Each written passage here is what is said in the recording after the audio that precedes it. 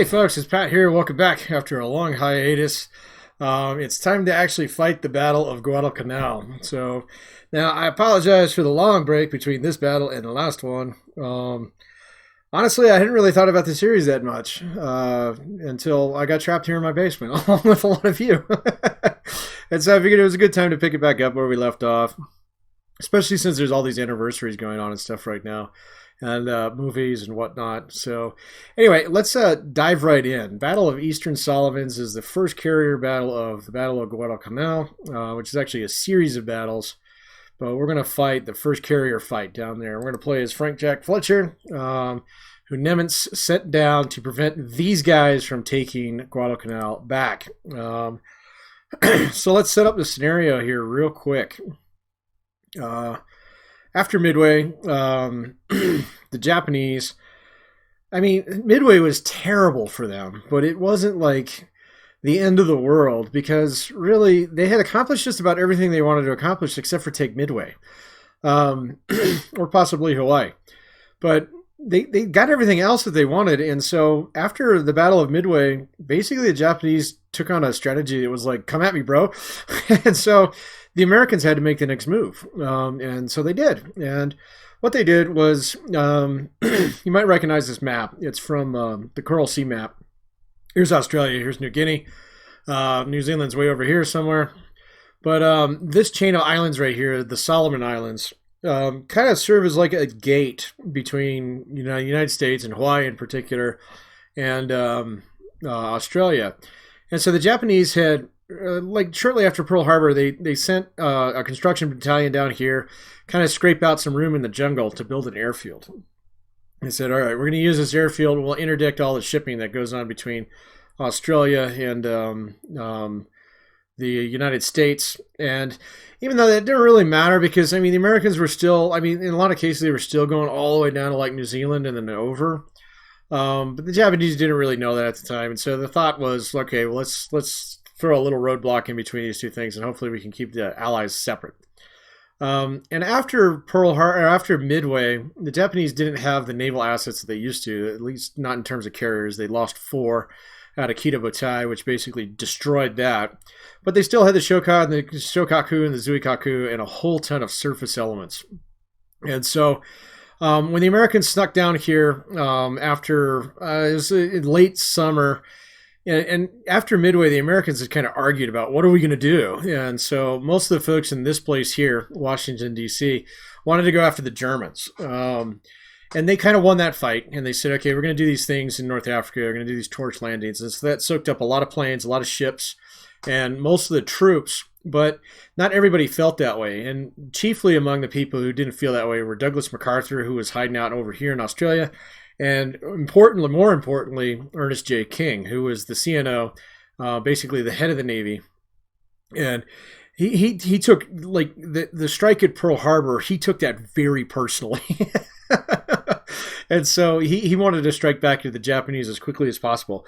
And so Washington gave him the thumbs up on that and said, but you got to use what you got, all right? And all he really had was the Marine Corps, all right? Which, of course, had been beefed up quite a bit during the 1940 rearmament, but it was ready to go. And so he sent the first Marines down here. They grabbed this airfield in about 15 minutes after landing, scared off all the construction workers and the few remaining Japanese troops into the jungle, and basically decided to sit on it, all right, and said, okay, now, even after Midway, we had lost an aircraft carrier, but now we got a brand new one right here that's unsinkable. And so let's turn this into a real airfield, and let's start pushing our ways back up here, because eventually the objective was to, pry the Japanese out of this place right here, which was Rabaul, which is a base they had had for a long time, and it was really, really well developed, big naval anchorage, big airfields, just nasty. And so they knew eventually at some point in time they were going to have to take this thing out. And so this was the first baby step towards that. And the Japanese didn't like that. As soon as they found out that the Americans had taken this airfield, immediately they started mounting a response, which is consistent with their strategy of basically, all right, this is our border, and we're going to punch back at anything that comes within our border. Okay, we're going to make it really hard for you to take it. Now, the fact that the Americans had taken this in like 5 minutes, the Japanese weren't happy about that. And so the Japanese Navy, which, really wasn't looking that good after Yamamoto's royal screw up in Midway, needed a chance to prove itself again. And so they gather the resources they had. They say, nah, we're going to go back and we're going to take this back. And that's what sets up this scenario. Americans anticipate this. And they say, we better send some of our fleet units down there because, of course, the Japanese are going to send their fleet units. And so we're going to basically set up another battle that's very similar to the one in the Coral Sea, except for the target's no longer Port Moresby. The target is now Guadalcanal or Henderson Field.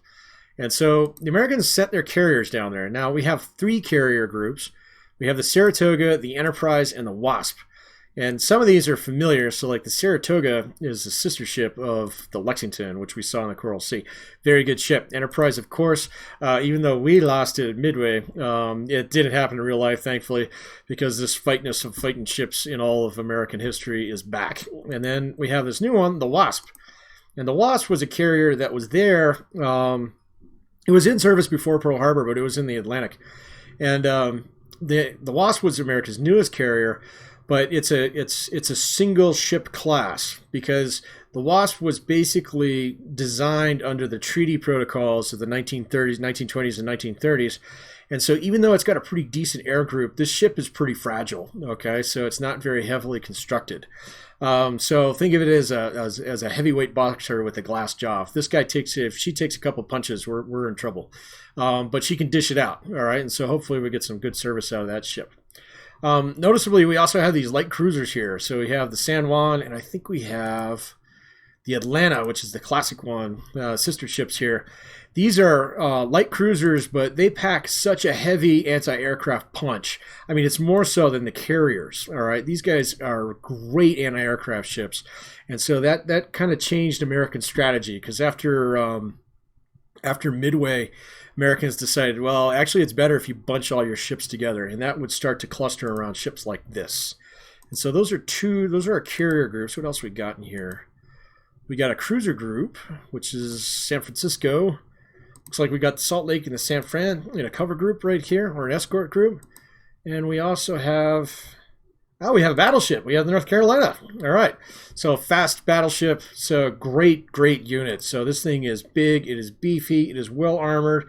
It's got lots of anti-aircraft guns on it. So this thing is definitely something we're going to see some use out of. And where is she? She is here with the Saratoga.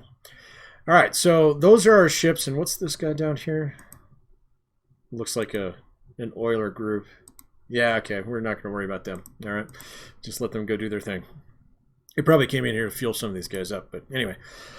So we got our 3 carrier groups. Our 3 carriers are separate here. We got to think about what we want to do. All right. So now this is probably the most even-steven battle in this game. All right. So we have 3 carriers. I think the Japanese have 3 or 4. I know they have 2 heavy ones, the Shokaku and the Zuikaku. They might have a couple light ones. I haven't really looked at the Japanese side of this scenario in all fairness, just to kind of walk into it a little bit blind here and see what we're going to do. But I think this is the one where their objective is to invade. Actually, that might be both the Guadalcanal battles, but let's see. Japanese naval messages indicate major attempt will be made to land troops on Guadalcanal on the night of the 24th. It's the 22nd. With the Shokaku and the Zuikaku. All right, so Fletcher commands, blah, blah, blah. Kenny's Air Force, we'll talk about that in a minute. Watch out for a half-baked attempt to invade Gilly Gilly, which is this guy way down here. We don't care about that too much. I'm going to let George Kenny and MacArthur worry about that, because our prize is Henderson right here. If they're going to invade in a night and a half, there's a couple different things we can do. We can either just go like all balls out and charge them and try and punch them as hard as we can and get the invasion canceled, or we can ambush them. Which honestly, after last time, I'm a little bit more tempted to do.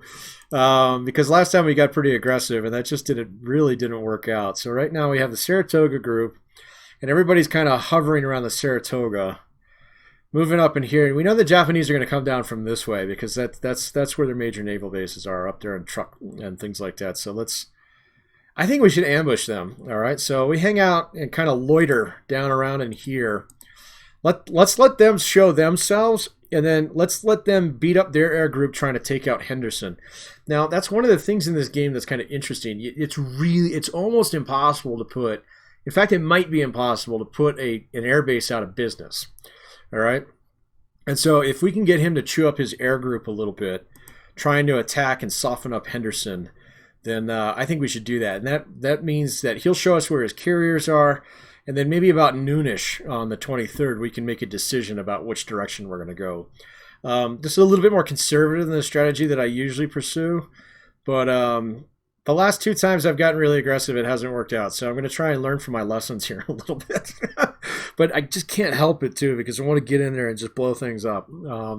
But I think I can. I think I can withhold from doing that for 24 hours, which is traditionally what Fletcher did in this battle. Now, Fletcher caught a lot of crap for this battle. We can talk about that in a few minutes. But we're going to go ahead and run with this. Oh, let's check our planes.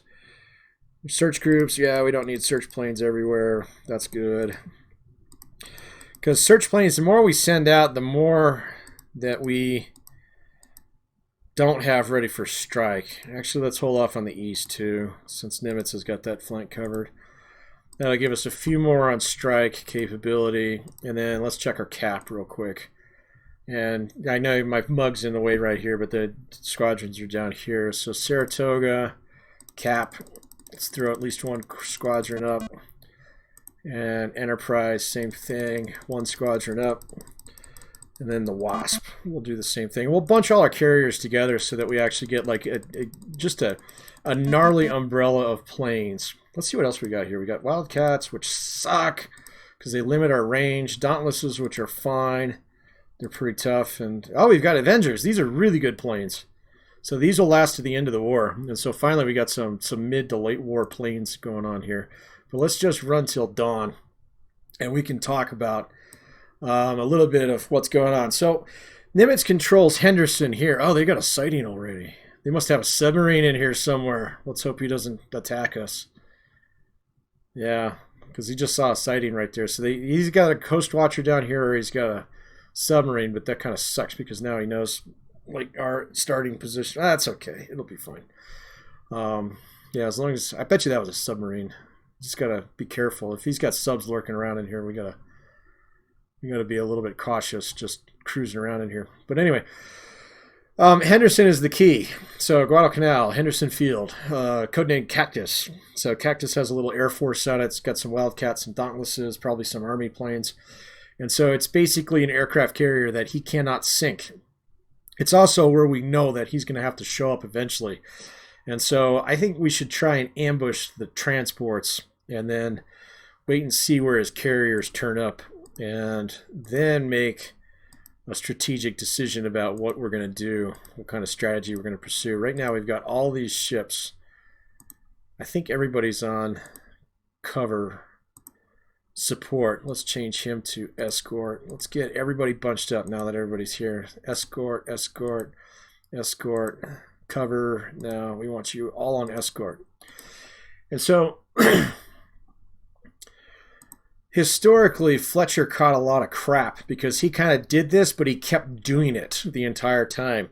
And so, you know, the Marines were kind of exposed and they're out there on their own. They didn't have air cover helping them, except for what was actually on the base. And so this battle here basically got Frank Jack Fletcher removed from the war over time. But we're going to actually switch up the strategy halfway through here by letting the Japanese show themselves, and then we'll figure out what we're going to do from there. But it won't be hide.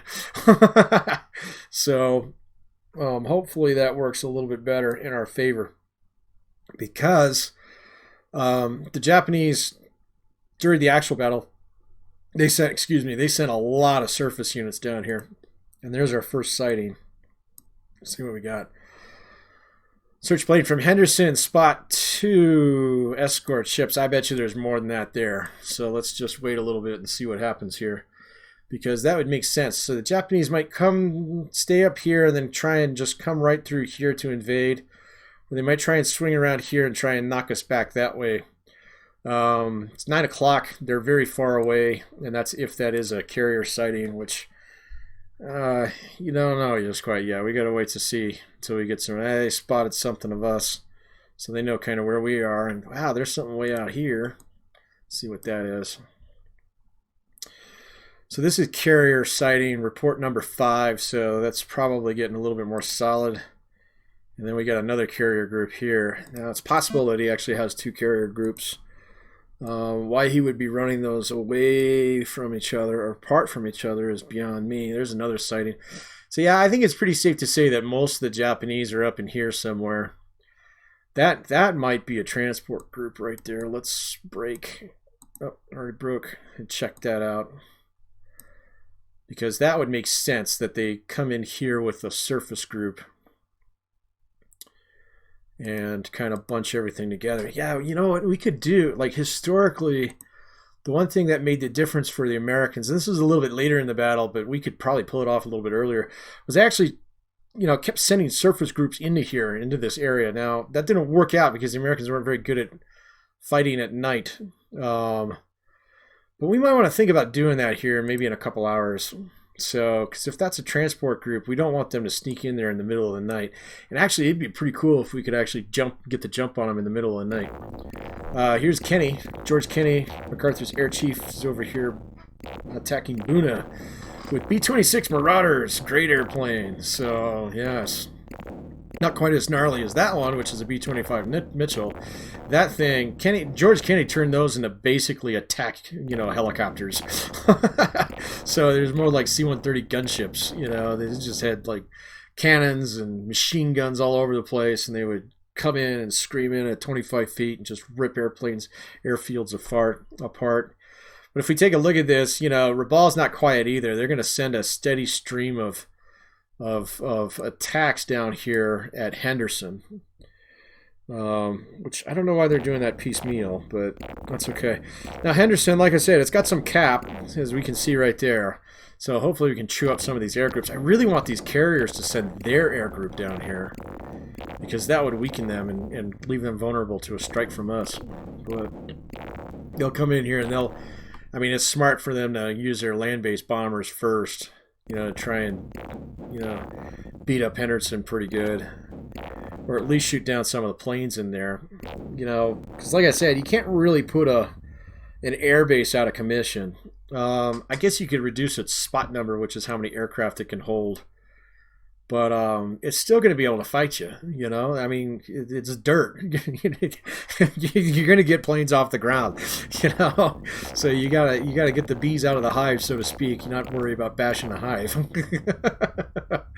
And so we'll see if they are able to pull that off here. Now, this is kind of interesting. We got like this arc.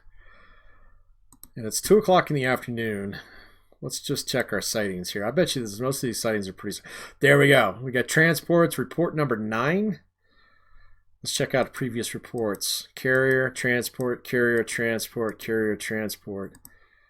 Oh, that's the same one. So, yeah, I bet you this is what we're looking for right here. And these are probably going to be their strike groups, which are too far away from us today to do anything. But we could be in position to do something about that tomorrow. So playing it cool today might have actually worked out in our favor. Let's go ahead and nonchalantly start. Well, there's a couple different things we can do here. So if the strike group's over here and his transports are over here, I'm tempted to put our carrier group in here, punch those guys, and then use some of our surface groups to basically hold the fort right here. If we lose a carrier or two tomorrow, we can run with our carriers down here and still support them from the air. But that would leave our surface group available for attack, but not if they're underneath the cover, the air umbrella in Henderson. Yeah, it's interesting that he's all split up like this. So this might actually work out pretty well. So if we take this San Fran and this North Carolina group, and this North Carolina group in particular, ooh, I'm kind of reluctant to part with that unit, just because it's such a good unit. But I'm really tempted. I'm really tempted to do this. Let's go ahead and just mosey, shall we? Let's go, yeah, let's go mosey in here, shall we? Let's do that. And so San Fran, what do we got here? We got 2 heavy cruisers here. We got 2 heavy cruisers here. Wasp has no heavy cruisers. Enterprise has no heavy cruisers. Saratoga has 1, which is basically serving as AA, because this isn't going to do anything against surface groups. Two heavy cruisers is not going to do anything against the Japanese either. So I'm going to send these guys with North Carolina group. Let's go ahead. Just hang on to them. Give them a hug. Hang on to them. So we're going to have a battleship, 4 heavy cruisers, and a mess of destroyers sitting in the middle there. Yeah, with the giving Henderson some close-in support. Let's just do this. Yeah, and then we'll keep our carriers. We're going to send our carrier groups up in here and punch them hard in the morning. And we're going to punch them right in the mouth in the morning. But we're not going to show our cards just quite yet, because what we're going to do is we're going to head with our carriers. Sorry, I keep clicking on the wrong damn thing here. Head with our carriers kind of in this direction too. Now there was that sub in here, so we got to be a little bit careful. Actually, let's really confuse them. Split up these groups here a little bit. Run till dusk, but that'll be the plan. I kind of like this plan. We're going to see how it works, all right? So I'll run this till dusk, just in case we get a group, an airstrike coming in here. I don't think so, though. I think these guys are going to be cool, and they're just going to hang out up there. They're trying to see what we're doing. But if we peel our carriers off here, and actually, you know, we ought to be really freaking sneaky here. Just in case he hasn't spotted these guys down here, we're going to take these guys, and we're going to just cruise this way, and maybe we can spook these guys off gilly-gilly. Because they'd be like, well, what is that? Is that a tanker, or is that a light carrier, or light cruiser group, or something? And we're just going to see how this one goes. I think dusk comes in about an hour here. 1800 is dusk, so 25 more minutes. All right, so that's going to be the plan for today. We're in good shape for tomorrow. So we're going to have cover here, and then we're going to run our carriers up here. In fact, we're going to do that right now with the Saratoga group. Let's pour on the gas, and let's go up here and be ready for these guys in the morning. And we'll follow this up with another video here, but tomorrow's setting up to be a really, really interesting day. So let's see how it goes. Again, the plan is let's park some guys in here to ambush whatever decides to come up in the slot. Those will be our surface groups. We'll run up here with our carriers. If we take any licks with our carriers tomorrow, we're going to skedaddle back down to here and basically back up Henderson in terms of whatever kind of air support they need. So I think that'll be the plan. We'll see how it goes. Let me know what you feel about the plan in the comments, and we'll fire up another video here pretty soon just to see exactly how this pans out. So anyway, it's good to see you all again. I hope you're going to enjoy the series, but let's get through the Battle of Guadalcanal here, and we'll see you in the next video. Take care now. Bye.